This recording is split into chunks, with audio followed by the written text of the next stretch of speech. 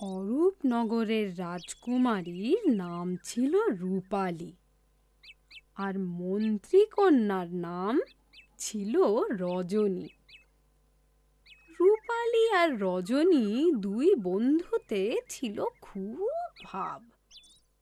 রোজ ওরা একসাথে খেলে বেড়াতো, কখনো প্রাসাদ প্রাঙ্গণে, কখনো বা রাজার সাধের উদ্যানে। এরকমই একদিন খেলার সময় ওরা একটা রঙিন পাখি দেখতে পেল। এই রজনী, রজনী, দেখ কি সুন্দর রঙিন পাখি। হ্যাঁ, তাই তো। এই রূপালি, ধরবি ধরবি পাখিটাকে? ধর, ধরা দিলে তবে না ধরবি? চেষ্টা করে দেখাই যাক না। আয় আয় পাখি, আয় আয় আয়, ছোলা খাবি?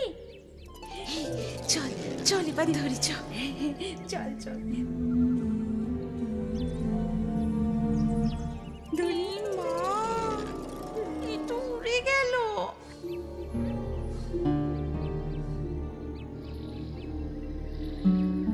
রূপালি, পাখিটা কোথায় গেল বলতো? দেখতেই তো পাচ্ছি না। চ, আর পাখি ধরে কাজ নেই, ফিরে যাই। এই এই দেখ, ওই তো পাখিটা। এত দূরে যখন এসেছি, ধরেই ছাড়বো। যাস না, যাস না রজনী, গভীর জঙ্গলে বিপদ হতে পারে। দেখলি তো, পেলি না তো পাখিটাকে। শুধু শুধু এত দূর এলাম। এই দেখ, গাছটায় কত পাকা আম। তাই তো, চল পারি। হ্যাঁ, চল চল।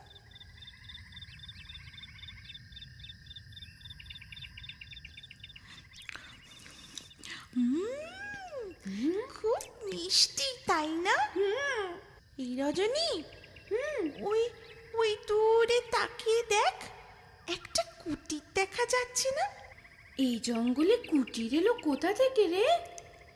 জানিস তো, মনে হচ্ছে কোনো সাধু বাবা থাকেন। চল তো কাছে গিয়ে দেখি। দেখেছিস, যা বলেছি তাই। ভয় পেও না, ভয় পেও না, সামনে এগিয়ে এসো। তোমরা তোমরা রঙিন পাখি ধরতে এসেছিলে বুঝি? প্রণাম সাধু বাবা। প্রণাম। তুমি তো রাজকন্যা, আর তুমি হলে মন্ত্রী কন্যা। আপনি কি করে জানলেন? আমি সব জানি রূপালী মা। তোমার হাত দেখি। এই যে, হুম।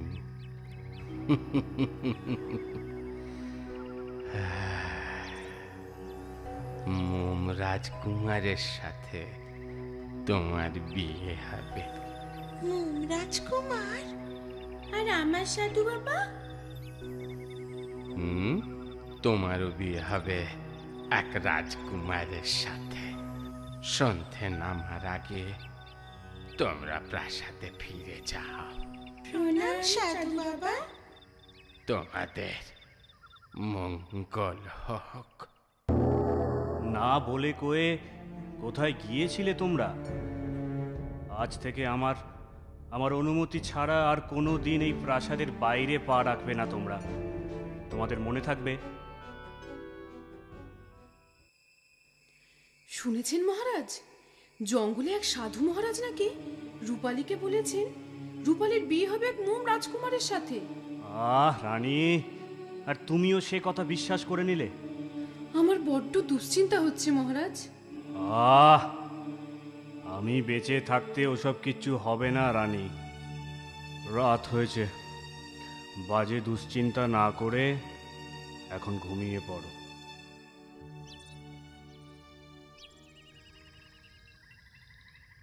কই রে, সাধু বল চোর বল, কাউকেই তো দেখছি নে।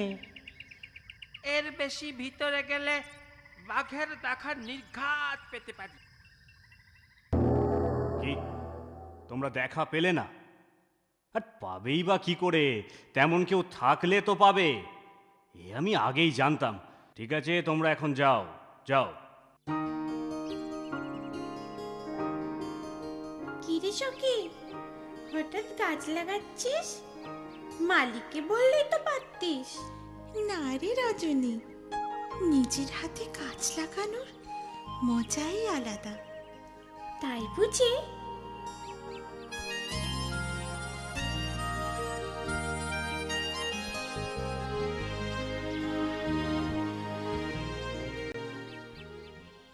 দেখেছিস রজনী, আমাদের গাছটা কেমন ফল ধরেছে? সে তো দেখেছি, কিন্তু এই ফলের মিষ্টি স্বাদ আমার আর পাওয়া হবে না রে। কেন এ কথা বলছিস কেন? এ গাছের ফল পাকার আগে আমার তো বিয়ে হয়ে যাবে। তাই? এ তো দারুণ সুখবর। তা কার সাথে তোর বিয়ে ঠিক হলো শুনি? বীরপুরের রাজকুমারের সাথে। এ তো আরো আনন্দের কথা রে। কিন্তু তোকে দেখি তো খুশি মনে হচ্ছে না। কি করে খুশি হব? সেই জঙ্গলের সাধু বাবার কথা মিলে গেল যে রে। সে তো মিলবেই, ও আমি আগেই জানতাম। সেই জন্যই তো তোর কথা ভেবে ভয় ভয় লাগছে রে। সাধু বাবা তোকে কি বলেছিল ভুলে গেলি? আমি কিছুই ভুলিনি, আমার সব মনে আছে। আমার বিয়ে হবে এক মোম রাজকুমারের সাথে। তবে তবে আবার কি, যা হবার তা তো হবেই। ও নিয়ে আমি ভয় পাই না। আজ তোর খুশিতেই আমি ভীষণ খুশি। রূপালি, দেখলেন মহারাজ, সেই মুনির কথা কেমন সত্যি হলো। মন্ত্রীকন্যার বিয়ে হলো রাজকুমারের সাথে। এসব দেখে রাজকন্যার ভবিষ্যৎ ভেবে আমারও আশঙ্কা হচ্ছে রানী।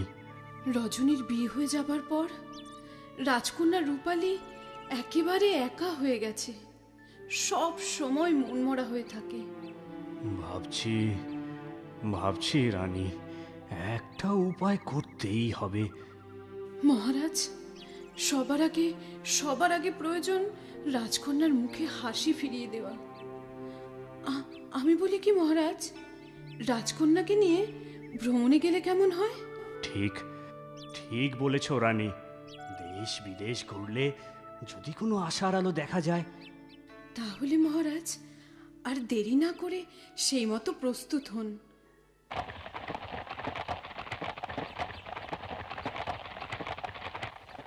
আমি জানি পিতা, আমার জন্য আপনি খুব চিন্তিত, কিন্তু বিশ্বাস করুন, আমার ভবিষ্যৎ নিয়ে আমার অত ভাবনা নেই।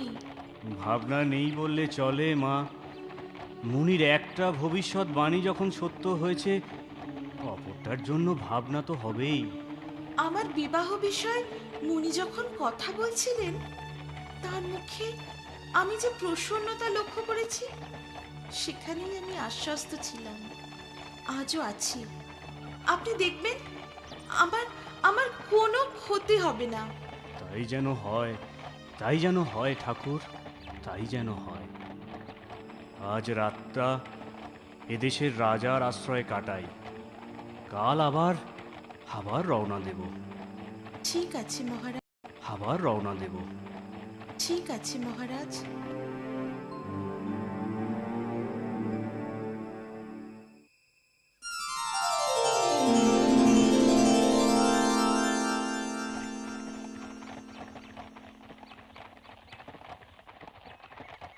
এবার নিজের প্রাসাদেই চলুন মহারাজ।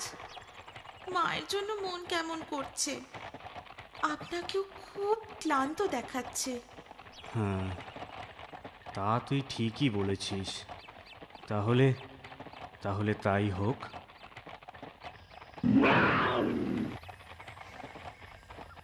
সামনে একটা জঙ্গল বলে মনে হচ্ছে। রাত নামার আগে কি জঙ্গল পেরোনো যাবে? আকাশটার মতি গতিও তো ভালো ঠিকছে না, ঝড় উঠতে পারে।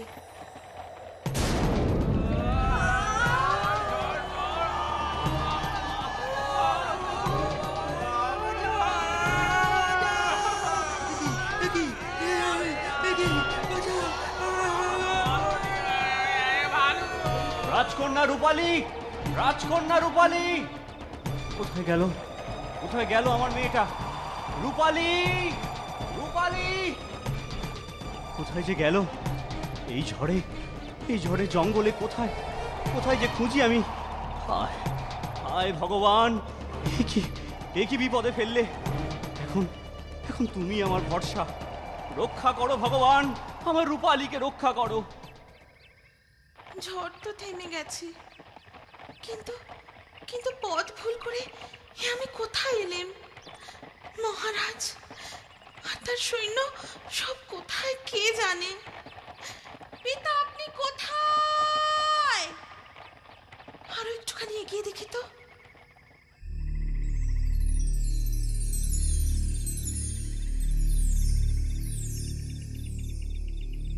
আরে জঙ্গলের ভিতর এই জীর্ণ মহল কোত্থেকে এলো? দেখি তো একবার।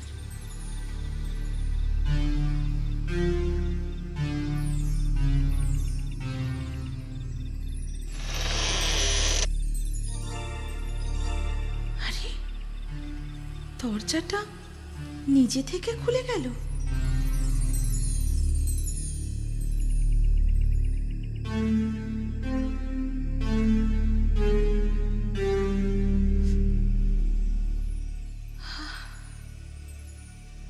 যা ক্লান্ত লাগছে, একটু জিরিয়ে নি।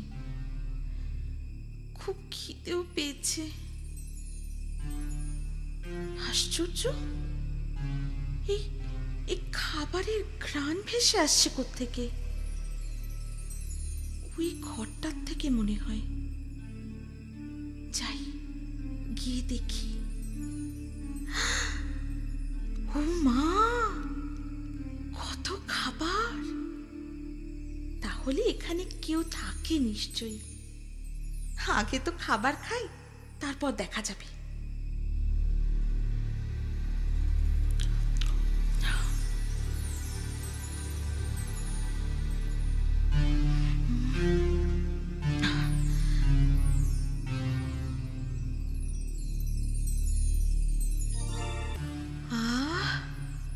শান্তি পেলাম খেয়ে। এই রে, এবারে তো খুব ঘুম পাচ্ছে।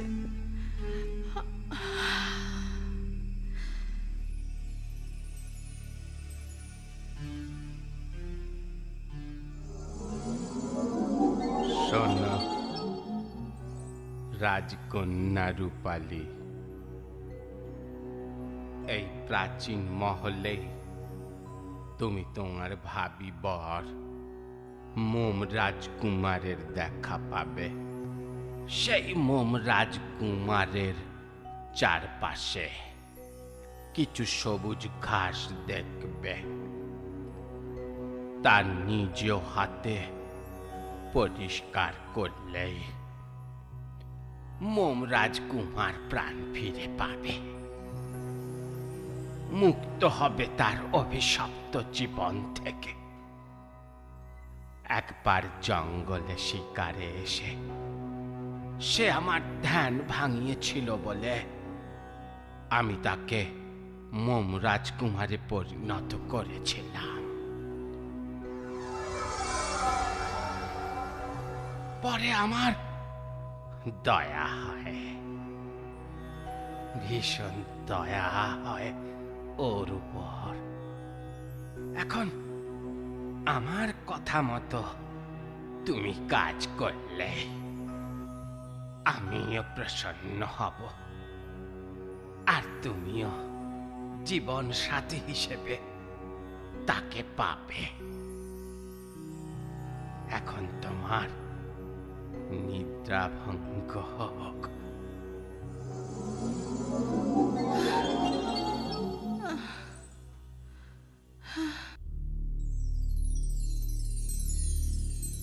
এ কি, এত আলো!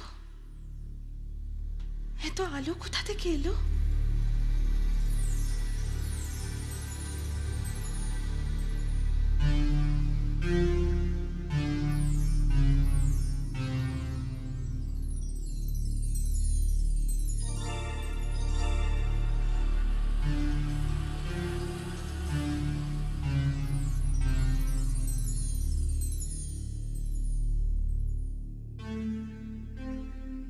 কে কে তুমি সুন্দরী?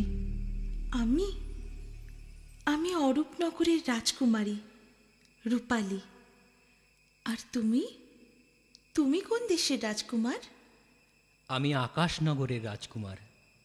এক মুনির অভিশাপে জানি, আমি সব জানি। মুনি আমায় সব বলেছেন। মুনি আরো বলেছেন মোম রাজকুমারের সাথে আমার বিয়ে হবে।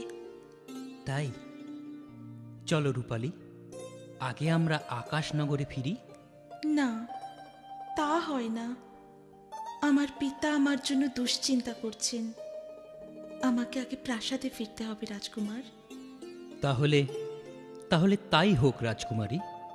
চলো, তোমাকে তোমার পিতার কাছে পৌঁছে আমিও আমার পিতার কাছে ফিরে যাই। তারপর যথাসময়ে শুভ দিনে আবার দেখা তো হবেই। মহা ধুমধাম করে রাজকুমার ও রূপালীর বিবাহ সম্পন্ন হয়। এরপর মহারাজ অরূপনগরের রাজসিংহাসনে মোম রাজকুমারকে অধিষ্ঠিত করেন। মোম রাজকুমারের সুশাসনে অরূপনগর ও আকাশনগরে প্রজারা সুখে শান্তিতে বসবাস করতে থাকে। আমার কথাটি ফুরলো, নোটে গাছটি মুড়লো।